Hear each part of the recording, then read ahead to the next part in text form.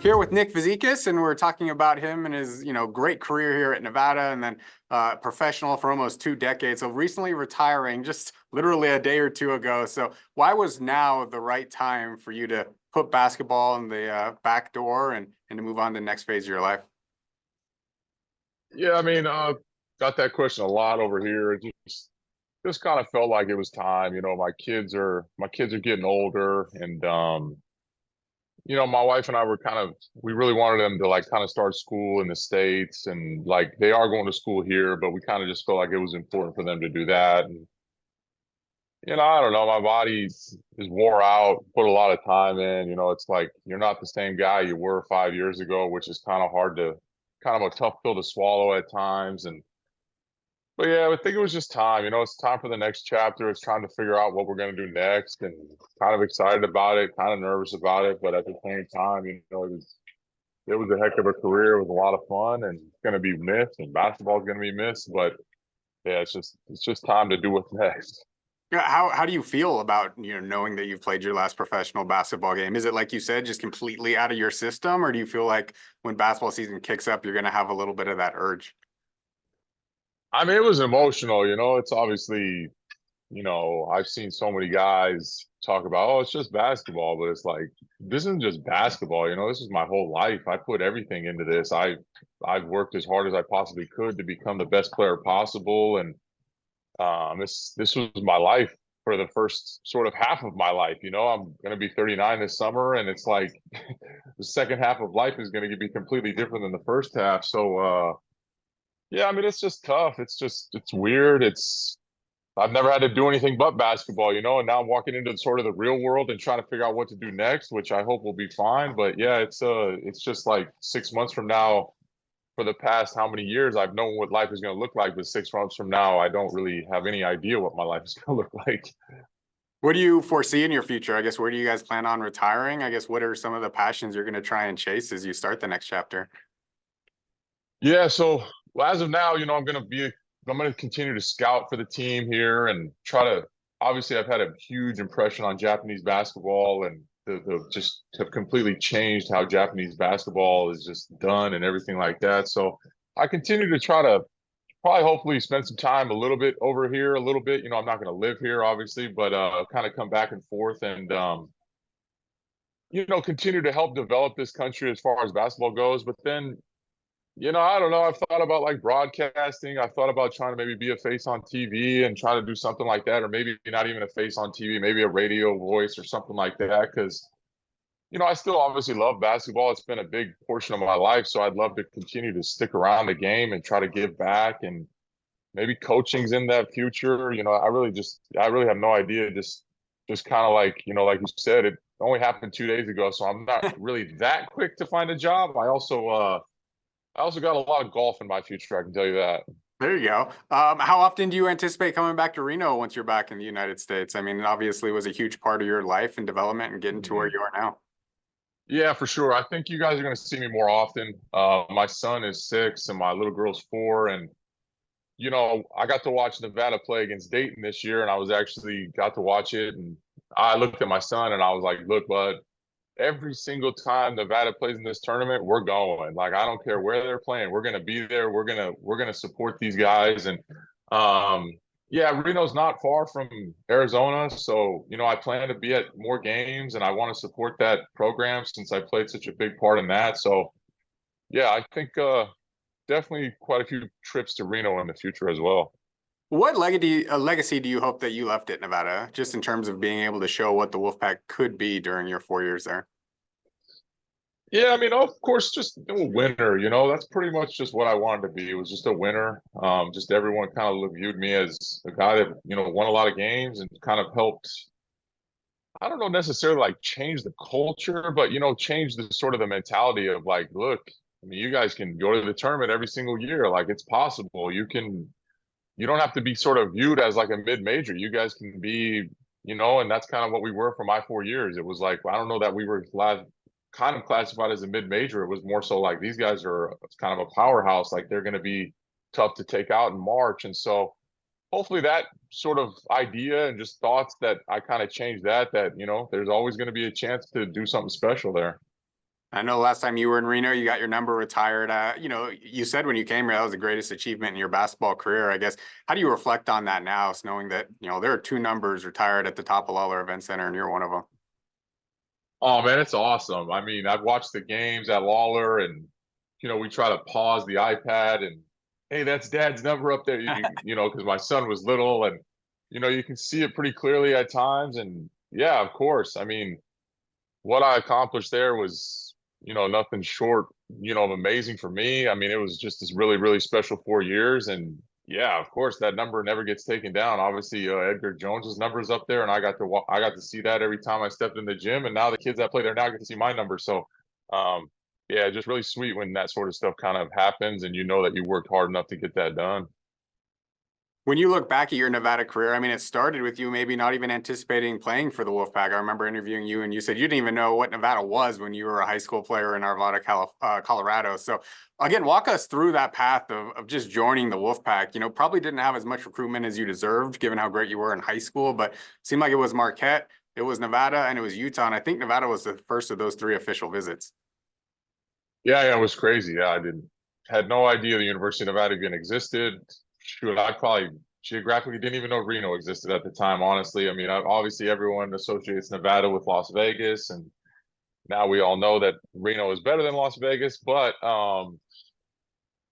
yeah, I mean, it just went through the process, and of course, I wanted to play. At the time, University of Arizona had just come off like national championships with like Bibby and Michael Dickerson and Jason Terry and those kind of guys. So of course, I wanted to go to Arizona. Everyone's dream was to play at the biggest place, but that didn't happen. And um, yeah, my dad's old high school coach was a good friend of Coach Fox's, and he kind of called me up and he kind of like sort of begged me to go to Reno. He was like, just go, just see what it's like. This is gonna be your first visit. You can kind of just check it out and everything like that. And I remember thinking like, all right, let's just check it out. And obviously Fox did a great job. He ran me around everywhere I wanted to go. They took really good care of me. There was that preseason game with the Kings, and I think it was the Sonics, I think at the time. And I got to watch that in Lawler and kind of get to see how Lawler was. And, watching Coach J's practices of like how much they were scrimmaging and like kind of just how it just kind of like fit how I wanted to go, how I wanted to do things. It wasn't so much. I mean, of course, it was teaching, but it wasn't like just so regimented. So it looked like it was going to be a lot of fun for me. And I kind of like went back home, and I remember like, holy cow, like this place seems kind of sweet. And, I like the campus and everything like that. And of course, going to Utah, Marquette just didn't have the same, I don't know, love, didn't have the same sort of vibe that I really, really wanted. So then, yeah, of course, it was like, I guess I'm going to Nevada. And obviously, it turned out to be probably the best decision of my whole life.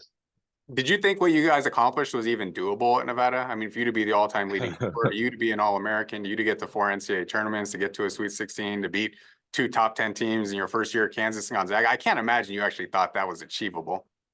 Oh, yeah. I mean, there's no chance. Of course, I remember playing in my state tournament. I think it was either the Final Four or the championship, and my family had like a suite because of how we won the tournament. And I think Nevada was playing Tulsa in like the WAC title game, or maybe it was the WAC Final Four like a year before I had got there.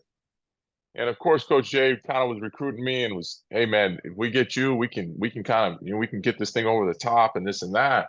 But I remember they lost to Tulsa, and I remember just kind of thinking like, yeah, I just kind of want to go in here and help and just help as much as I can. Of course, yeah, having all those accolades and accomplishments, you never ever even thought about that. I can remember, halfway through my freshman year, I had called my dad and I thought about sort of quitting because I wasn't playing much. And, I was like, man, like this is harder than I thought.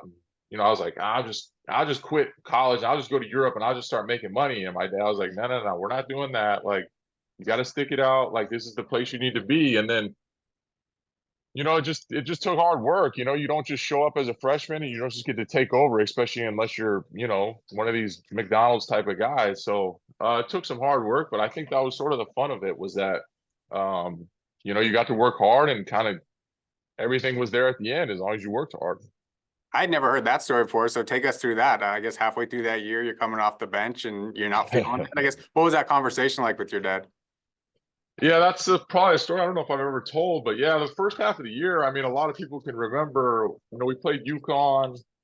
I can remember I was part of that sort of like group that was like, okay, look, Nick, you can shoot the ball. We'll bring Emeka Okafor out and this and that. But then I just I wasn't good enough at the time. I wasn't strong enough. Sean Paul was in front of me. He was a lot better than me defensively and everything like that. And I just remember like going back and just didn't really feel like I was like fitting in. Just, of course it was like you're the star in high school and you thought like, you were just gonna come in and start playing 30 minutes a game. And it wasn't that wasn't the case. Like I just wasn't good enough. And yeah, I kind of had called my dad up and just kind of had told him like, man, I'm not really liking this much anymore. Like maybe I need to transfer or like maybe I literally was like, man, I'll just go to Europe and I'll just start making money. Like I'll just become a professional. Cause, of course 6 months ago, I had all this hype of who I was and, Nick, you're this, you're that. And kind of got brought back down to reality real quickly when you show up and you're playing against a bunch of sort of men in college. And so,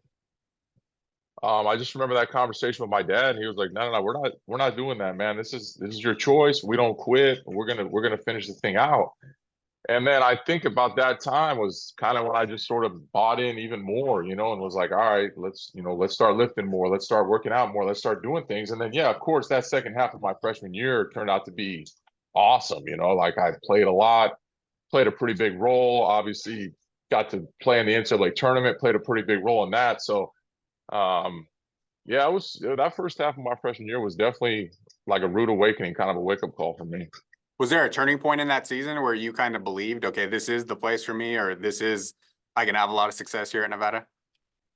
It was the game that I scored a bunch of points. I want to say it was against UTEP. I can't exactly remember what game, but I think I had like 30 or 28 or something, and it was in the conference, and then at that point I was like, okay, like once you do it, it's like okay, you can replicate it, you can do this again. So then at that point forward, I remember Kirk kind of like hugged me after the game and was kind of like very like like man, like you can help us, like you look, man, this is what you can do too. And so like at that point it was like, man, almost like an acceptance, of like, hold on, man, like these guys believe in me, so you kind of need to believe in yourself. So probably that was about it. But yeah, definitely once we got to WAC play, I mean, it just the whole thing just turned around for me. And then you stick in Nevada for 4 years, all of that success that we talked about, and then you're a draft pick in the NBA, and it's 1 year in the league. So I guess what do you remember about your NBA experience? Oh man, the NBA experience was obviously awesome, but yeah, it was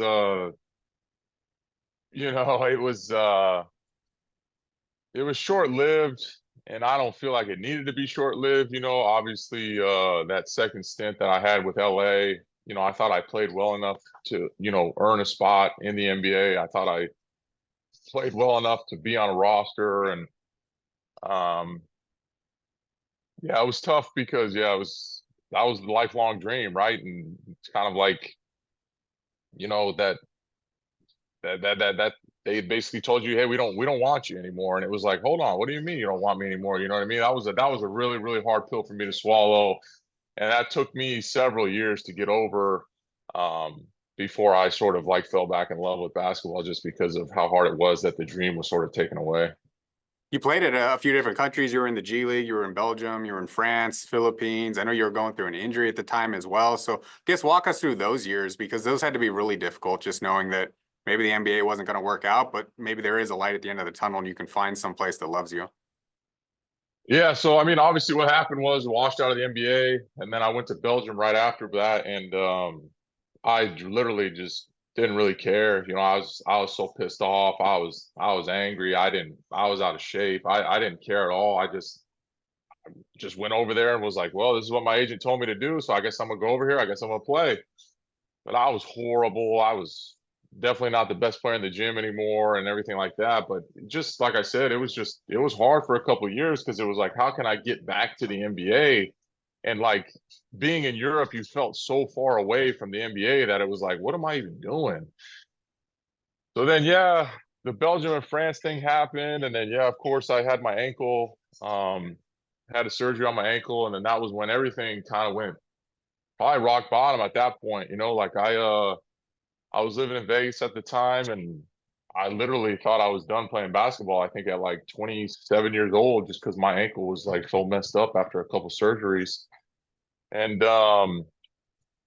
some things had happened in Vegas. I was actually engaged at the time, and that actually fell apart. And then that just like kind of made me feel like I didn't have anywhere else to go. So I went back to Reno, honestly, like where it was like my happy place. And it was like of course, I was playing in the G League or D League at the time, and I wasn't too thrilled about that. But it was like this is where everything happened for me to begin with. Let's try it again. So yeah, it didn't take long. Took me a couple games, played well. And then yeah, when I showed back up in the Philippines, for many people don't understand, you know, in that country, basketball is like a religion over there. So I showed up and was welcomed with open arms. I think the first game I played was a preseason game. We had played against another team, and I think I had like 55. And I was just like, man, this is fun again. And so that's really when I fell back in love with basketball, and that's sort of when my career kind of like really took off again. And at that point, the NBA was gone. Like I knew that I was never going to play in the NBA again, and I just kind of had to get in where I fit in from that point forward. And then you signed with the Brave Thunder in 2012. And it seems like when you go overseas, it's nomadic. It's every year you're in a different country with a different team. For you to stick with the team for 12 years and to be able to come be the face of basketball in a country, like what have these last 12 years meant to you to know that you were so well loved by a community, by a country, and by this team? I mean, it was awesome. Yeah, right. I mean, I've told the story so many times over here. It was like that first car ride in from the airport from Tokyo, my translator picked me up and we just kind of talking about things, and he basically was like, Nick, if you're a good guy and you play well and everything like that, you can play here for a really long time. And I was like, okay, cool, because yeah, like you said, it always felt like we were going from different country to different country to different country. But he kind of told me, and then I remember like after about the first week, we did like a training camp, and we didn't do 2 a days. Like training camp was like 2 hours, and then we got to go back and we got to eat good food, and like everything was really well taken care of. And um, for a lot of people that don't know, over here in Japan, it's the basketball is played more like college basketball than it is like the NBA or even like European. Like they want to play like in the 70s and 80s, and it's not so defensive oriented and everything like that. And I was like, this is perfect for me, you know what I mean? And so after about the first week, I really dialed it in and was like, this is where I want to be for the rest of my career. I don't know how many years that's going to be, but this is what I want to do. And so, yeah, I mean, I bought in as best I could. I tried to fit into the culture. I remember I told the team I wanted them to hire me a teacher so I could start learning how to speak Japanese and like everything like that. Cause I was like, I'm fully invested. And then, yeah, 12 years later, I mean, what I've been able to accomplish, I mean, the things that have happened for me in basketball, just being over here has just been, I mean, it's just been crazy. Obviously, what happened in Reno was only 4 years. And so this was three times the amount of time. And it just, the way this thing has changed, and a lot of people and a lot of the media members have told me, like, Nick, without you, I don't think any of this happens. And a lot of things transpired with the national team and me naturalizing and a lot of things like that to where this league is where it's at now, and a lot of people have kind of patted me on the back, so that's just been really cool to be able to be one guy, like just one person, and be able to affect I don't know how many lives, you know what I mean, and so many people have reached out to me. And I mean, it's just crazy. I kind of wish like everyone could kind of see it, but yeah, it's just been really really special the last 12 years. It seemed like a really emotional last home game as well. The tears were flowing. Did you expect that? Did you know that it was going to hit you like that?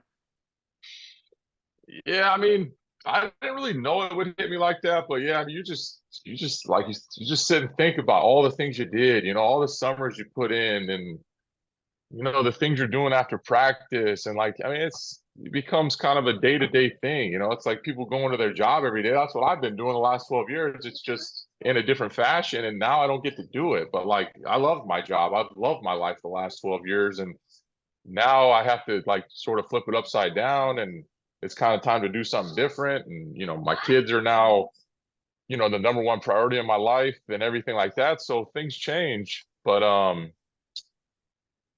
yeah, I think that's where it got emotional, and it just it just set in that was like, holy cow, man. But, I'm sure the body is thankful that we don't have to run anymore. We don't have to jump anymore. And, me and my teammates were joking that, I don't know if I'll ever run again. A lot of people get older and it's like, oh, try to stay in shape. And it's like, man, I got to figure out a different way to stay in shape because I don't think I'm hitting any more treadmill sprints. I can tell you that. Would you say you've been fulfilled by your basketball career as it ends? I mean, did you accomplish what you wanted to accomplish? Yeah, I think so. I mean, of course, you know, the game of basketball is it's a business and there's a lot of people that making a lot of different decisions for things. And of course, would I have loved to play 12 years in the NBA? I mean, of course, that was the lifelong dream, but also what I've accomplished and the impact that I've made, like just in this country and just, of course, like in Reno and just what I've been able to do since, sort of leaving Colorado and kind of going on my own journey. It's pretty amazing. And like, so I'm very grateful for everything I've done. I've worked as hard as I possibly could. I put everything into this thing. And I think that's another thing is, it's emotional because it's like, this is what I've been doing my whole life. So it's emotional to know that I don't get to do that anymore.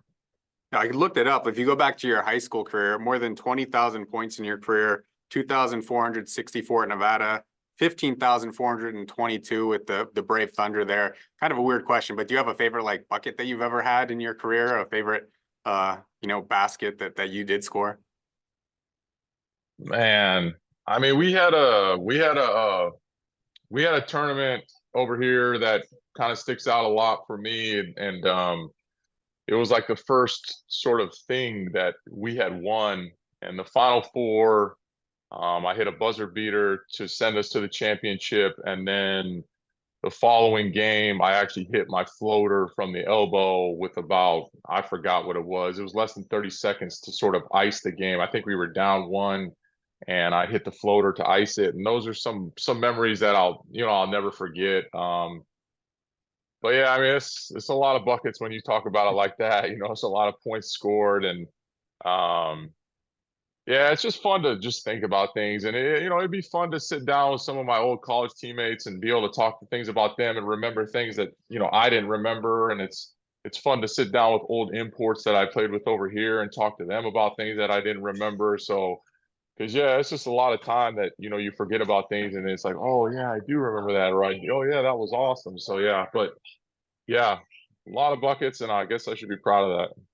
Obviously, you played long enough for your kids to actually watch you play. That has to be super meaningful. I guess what's been your favorite thing about being a dad and maybe sharing your love of basketball with them in their early beginnings? Yeah, it's just been sweet. My son, he really understands it, and he pays attention, and after the games over here, there's an MVP after every game, and he's always asking me like, "Yo, Daddy, if you would have did this, you could have got MVP. Like if you would have scored, and then like even my little girl, she started to boo during free throws and stuff like that. So it's just been cool, and that's another emotional thing for me is it's like these two are really starting to grasp what Dad's doing, and it's kind of a bummer that Dad has to kind of stop doing that. And my wife as well, she loved watching the games. She was with me at Nevada. She watched my games when we were there together. And yeah, it's just like we kind of just all four got together and it was like, Daddy's not going to do this anymore. And I don't know if my kids quite understand that, but we have a lot of stuff. We got a lot of videos, pictures, stuff like that, that hopefully it's like if they want to see it again, we can kind of like replay it for them. How's it been watching Nevada under Steve Alford and kind of the current era of Wolfpack basketball getting to back-to-back NCAA tournaments? I mean, it's awesome, right? I mean, you sit over here and a lot of people might not know, but I'm how many miles away. And like, I walk around with my Nevada gear on and I show up to practice and a lot of my Japanese teammates are, now they know who the Wolfpack are and they got a little bit of history. And so I'm proud of what Steve's doing. And, I'm really proud when we get, what big wins and, I try to watch as many as I can as long as the time works. Obviously, the NCAA tournament was a bummer this year, but it's like, we get there, and that's really what's most important is just keep knocking on that door and keep trying to get as many NCAA berths as we can. So I'm proud of what Steve's doing. again, I don't know, maybe somehow, some way in the future here, I can play a part in trying to help, the Wolfpack again and, talk to Steve and everything like that. But yeah, I'm still very much a fan and an alumni. And like I'm telling everyone in Reno, I will be at a lot more games going forward. What do you make of college basketball nowadays with the transfer portal and NIL and that whole, thing that you didn't have to deal with when you were there?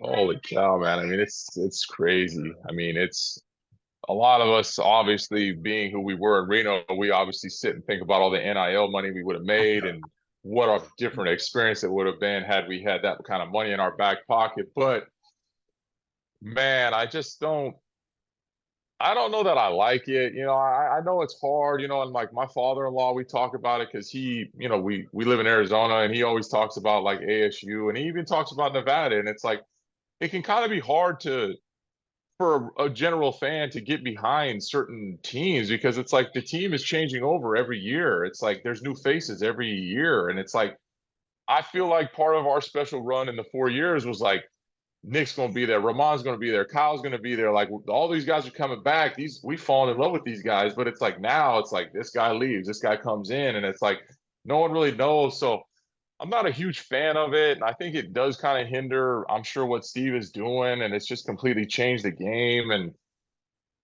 But yeah, I'd probably be lying if pretty sure I could have, had a couple more dollars in my back pocket if I was playing NIL than I did back then. I mean, I guess the flip side is, you were a WAC player of the year as a sophomore. If UNC comes to you and say, we got 500,000 if you want to transfer, maybe you don't have that legacy in Nevada. Maybe you have to leave. How do you feel like you would have handled that situation if that did arise after your sophomore season?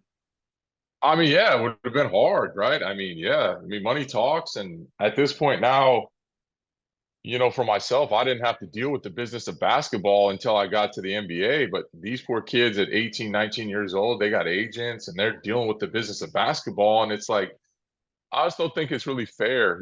But yeah, I mean, it's a great point. I mean, UNC comes or someone comes and it's like, hey, we got all this money for you. You can come play in the ACC. Obviously the ACC is a bigger platform to try to play in the NBA since that was the ultimate goal. So it's like, yeah, I don't think you're going to see as many legacy type of players like myself anymore because everyone's going to end up just picking up and going. You obviously got to play for a former Nevada coach, Eric Musselman, with the Bighorns. I know he played a role in getting your number retired. So I guess, do you have a favorite like Muss story? He's a pretty eccentric, passionate, kind of unique guy. Muss is a good dude. I think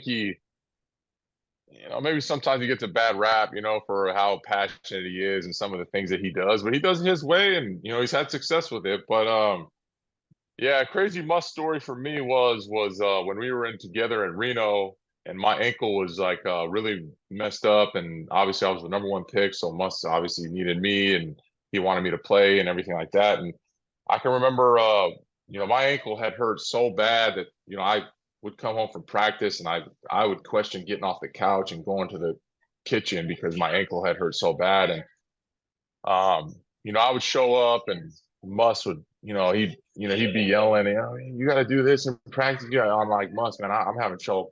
I'm having trouble walking. I'm having trouble doing anything. Let alone playing basketball. And he used to be up. He used to be on me pretty bad. And then I'll never forget. We went to Bakersfield on a road trip, and that's where I actually had surgery. It was down there in LA. So I went and saw my surgeon, and I had an MRI on my ankle, and they come to find out that my ankle was broken. And so I had played probably like 3 months, like on a cracked ankle. And I went back to Muss and I showed him and I was like, yo, Muss, man, I'm sorry, man, but my ankle's broken. And I never forget, Muss kind of like looked at me with like a face and was like, oh man, I'm sorry I've been so hard on you. I didn't realize you were in that much pain. And, Muss kind of told the story before about how, he'd never seen a guy as tough as me as far as like being able to play on a broken ankle for that long and that he was kind of really, apologetic of trying to push me so hard. But yeah, of course, no one knew. But yeah, I mean, Muss just has that passion. He wants to win. That's really what he wants to do. So that's a really fun guy to play for because it's like that's all us players want to do is win as well. Mm-hmm. I wanted to ask you just to get you out of here. I guess what does basketball mean to you? Oh man, it's everything to me. I mean, like I said, it's been my life. It's given me everything I have. I mean, I mean, it's taken me around the world. I mean, I've done a lot with basketball, and I wrote, on Instagram, and I talked about how I'm gonna miss basketball, and it's everything to me. And it is interesting because it's like, yeah, you kind of like don't really view it as a relationship, but it's like me and basketball have had a pretty special relationship together, and basketball's given me a lot, and I hope I've given, equal amount back to basketball. But yeah, I mean, it's nothing short of it's been my life. Obviously, a ton of ups and downs, as you mentioned as well. I guess the last one for you, what most excites you about the future and what you get to do as you move forward with your life? I mean, of course, spending time with my family is awesome. I get to now be that, that sports dad, and I get to hopefully coach, 6-year-old basketball, 7-year-old basketball, and I get to be around a little bit more. And I think that's going to be fun. And I really want to try to teach my kids as many sports as possible. So I'm really looking forward to that, since I sort of grew up as an athlete. And yeah, I mean, just getting to be dad now. It's not just being a professional athlete and having to put my feet up and, hey, sorry guys, I can't go to the park today. Daddy's got a game tomorrow. Now it's like I can do whatever you want, because I can be as tired as I want the next day, because, I guess in a sense I'm retired right now. So I'm looking forward to that. Awesome. Well, thanks so much for joining us, and we'll see you when you get back here to the States. Yeah, cool. Thanks, Chris.